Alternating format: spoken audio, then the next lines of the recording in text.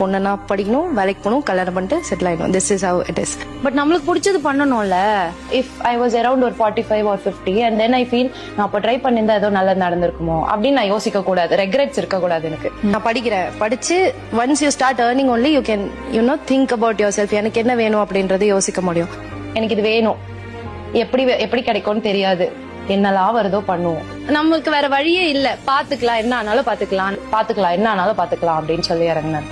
அந்த பேஷன்ஸ் வந்து எங்க பே ஆஃப் ஆச்சுன்னா, எனக்குன்ற ரோல் என்னமோ எனக்கு வெயிட் பண்ணி கூப்பிட்ட மாதிரி இருந்தது. I waited for it and that role waited for me. ஒன்னு விட்டு போனதுனால தான் இன்னொன்னு கிடைச்சிருக்கு. நான் இதுதான் இப்படிதான் நானு.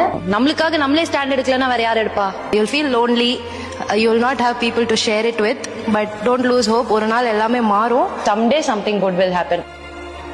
நீங்க 5 times ஒரு விஷயம் நீங்க எதிர்பார்க்கறீங்கன்னா 100 times தான் சாமி உங்களுக்கு கொடுப்பாரு.